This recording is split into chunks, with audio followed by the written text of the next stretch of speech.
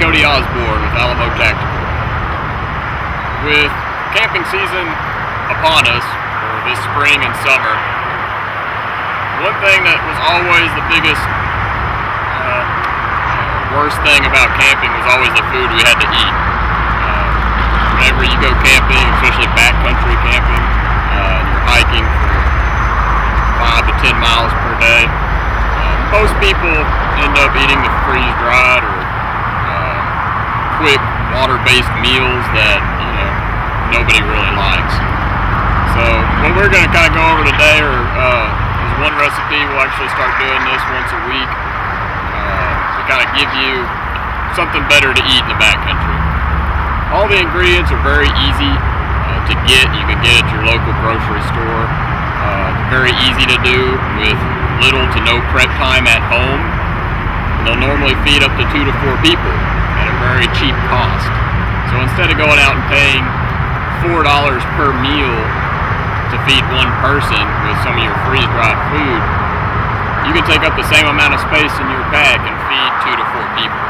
Okay, so today we're going to do almost like a backcountry Thanksgiving. It's one of my favorite ones. It's one of the most easy meals to make in the backcountry. What it kind of consists of, as you can see in the backpack here, what I prepared at the house is just the ingredients in one Tupperware. So what we normally do if we're going out for 5 days and there's 2 or 3 of us, each one of us will pick up a meal. So this is going to cover, for 2 people, it's always lasted 2 servings for me, and I have a Tupperware that I can put it back in. It can be hot or cold, and you can still eat. That's what's really awesome about this meal. So we'll go ahead and crack it open and see what's going on in here.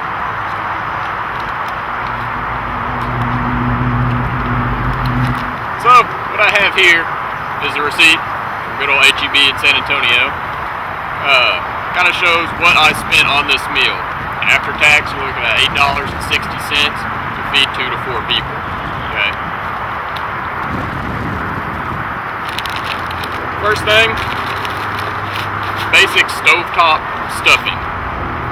Okay. Very easy, costs less than $2. Only takes a cup and a half of water to boil and make a meal. Once you get into, especially a lot of these hikes down here in Texas, water is very limited. You don't want to have to be using up all your water to make all these freeze-dried meals, because you're going to need that later on. The less water that you're having to filter and drink, the less chances that you're going to have to get sick. Okay, so first thing is I believe it's a 7-ounce pack of Stovetop brand stuffing. Next thing, we got about 6 ounces premium white meat chicken breast that's in a packet, similar to like tuna or salmon or anything like that.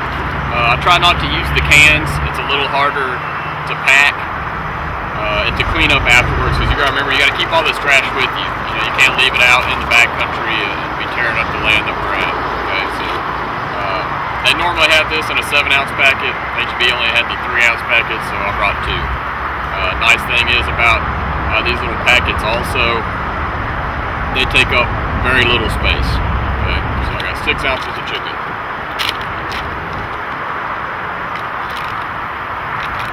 Next thing, sweetened dried cranberries. Okay, you're not going to use this whole packet, but the nice thing is this is a good snack while you're on the trail. You don't want to stop and cook lunch or anything like that. It's always good to just kind of keep your metabolism up while you're out on the trail. So snacking on things like this is a good amount of calories and sugars and carbohydrates that you're going to need to kind of stay alive and stay fit while you're on the trail. Last thing, very similar to the dried cranberries too, just some chopped pecans. Very good snack. You're not going to use all of this. It still comes in a little bag that we can all keep together out of the way. Okay, so chopped pecans, dried cranberries, 6 ounces of chicken breast, and 1 packet of stovetop stuffing. One thing to remember whenever you are cooking in the backcountry, you never cook in your camp. Okay, so whenever we go out in town and we walk by a place that sells burgers and we smell it, what do we want to do? We want to go in there and eat it, right? Same concept for animals also. So bears, mountain lions, anything like that. If you're cooking something in camp that smells good, guess what's going to draw in? Animals to your camp. So normally what I do is I walk at least a quarter to a half mile away. I cook, I eat, I clean my dishes and everything away from camp. I pack it up, bring it back to my camp. Okay? That's very important, especially when you're hiking a big bend of things that have a lot of mountain lions in the area. Okay? First thing we're going to do, we're going to get our stove out. What I'm using here is a very simple MSR stove, the reactor. It's 1 pot, 1 fuel canister, and this is the stove itself. Okay, very simple, very easy to use. The wind doesn't play too much of a factor in trying to get this thing lit, especially when you get up into the mountainous areas where the wind's real tough. It gets real hard to get the actual flame style stoves to stay lit. Okay, so what we're going to do here, we're going to take the cap off. Remember to keep everything in a vicinity that you won't lose it. It's very easy to lose things in the grass and in the back. All this does is screw on here.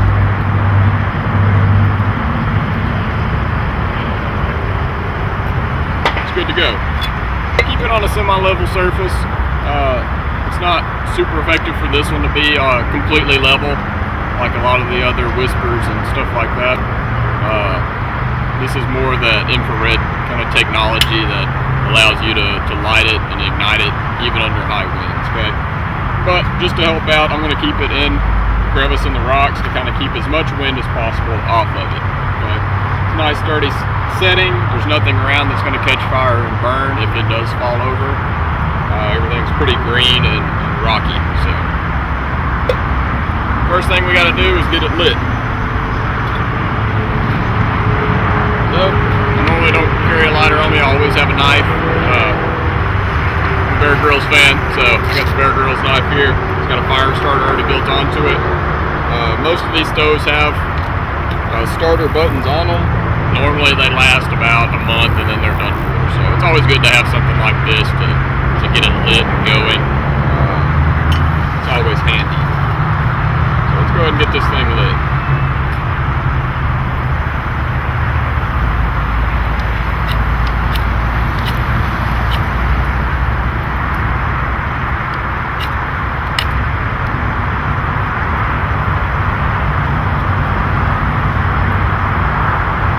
Is lit, so you see that, you notice there is no like open flame. It's very hard to notice this thing is lit until it starts going.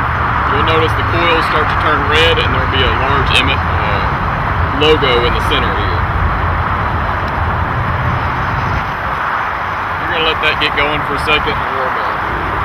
Alright, next thing that we're gonna do while this is warming up here, we're going to go ahead and get our water set.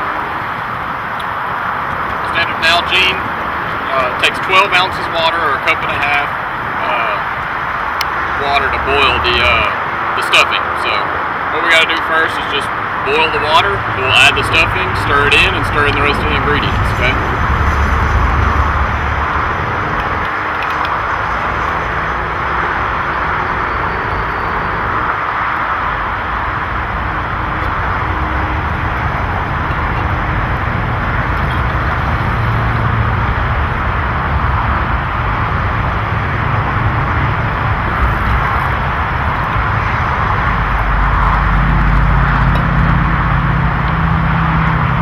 Always put the lid back on your water bottle, because I've spilled my water plenty of times. Alright, now we got the water in there. We're just going to put it on the grill here and wait for it to start boiling. We got our water boiling now, which is nice. This reactor MSR stove here actually boils a cup and a half of water in less than 30 seconds. It's quite impressive. This thing gets extremely hot. One thing you do need to watch out for is you will burn your fruit very quickly on it. Okay. We got our hot water here. So what we're gonna do now, we're gonna add our stovetop brand stuffing to the water. You notice I removed it from the heat on this one. Some of them you can actually leave it on the heat on a low setting, but this one just gets so hot, it's really hard to keep it from burning to the bottom of the pot on this one. So remember to keep all your trash near you.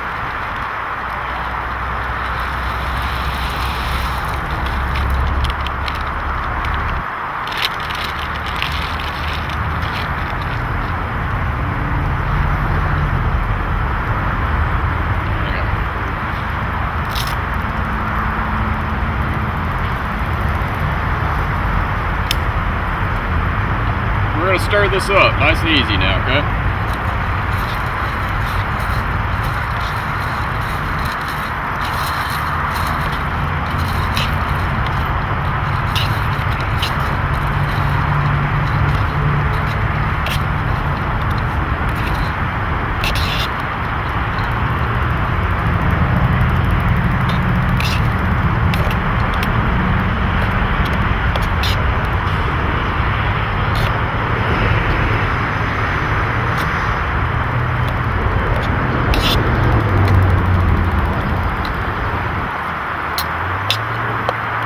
See here, we're starting to get that nice, soft, stuffing type texture, okay?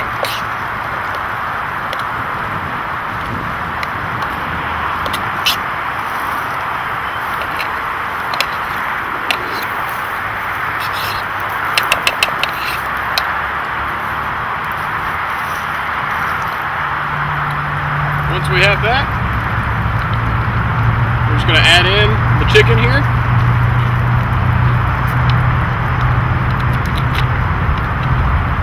What I normally like to do is I like to drain it first.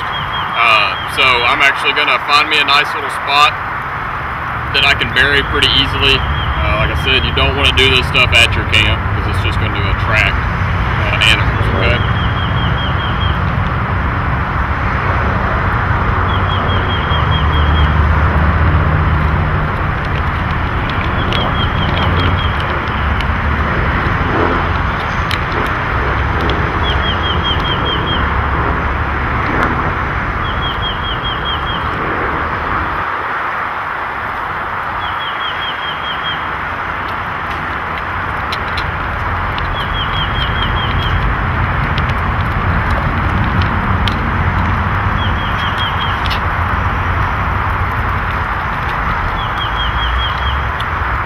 Stir in the chicken.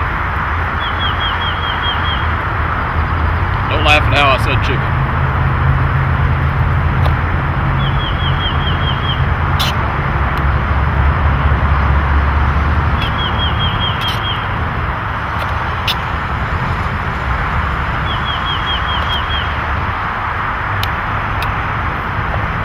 Alright, see there now we got some little chunks and shreds of chicken.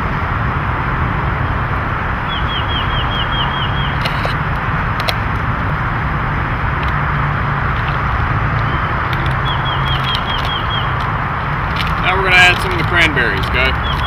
Nice thing about this, it has a nice resealable pouch.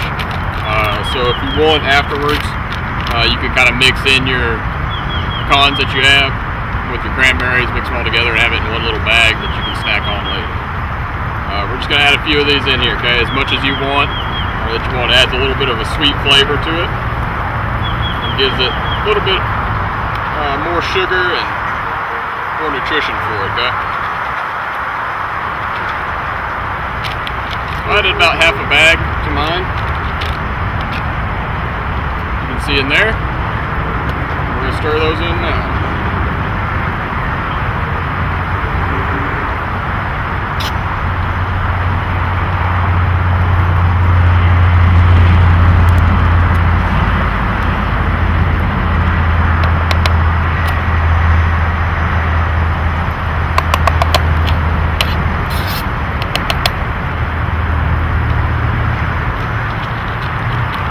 Last pecans here, okay?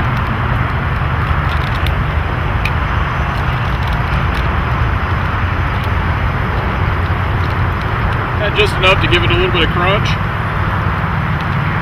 There's about 2 servings per container, so per serving it's adding another 210 calories, okay?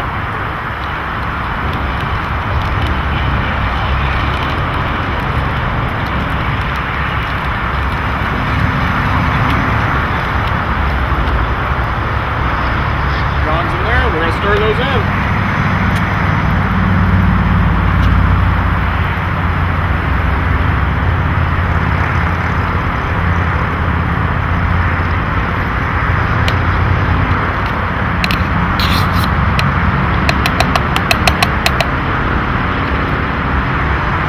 It's as easy as that, guys. A cup and a half full of water, 1 stovetop stuffing pouch, dried cranberries, pecans, and 6 ounces of pouched chicken. So when we look at what we have left over here, remember I had my pack of dried cranberries. I'm just going to take the remaining bit of pecans in here.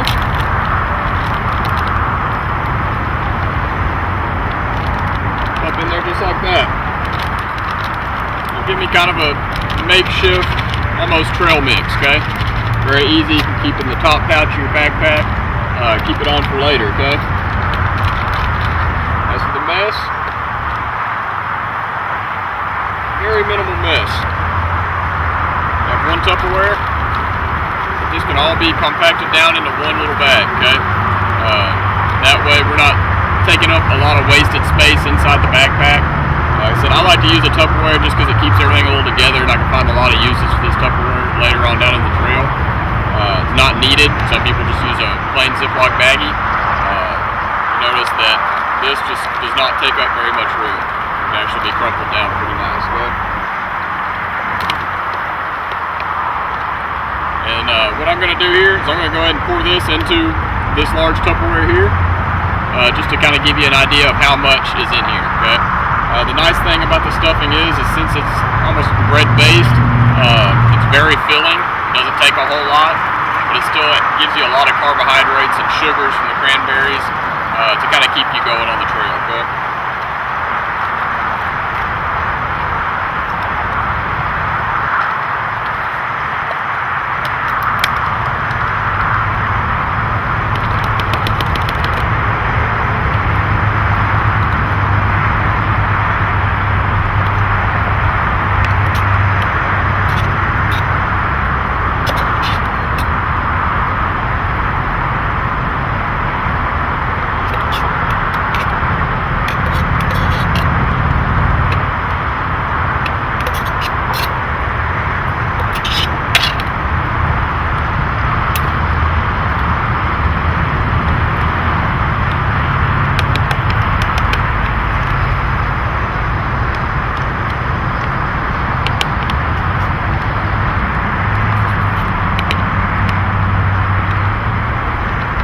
There you go, guys.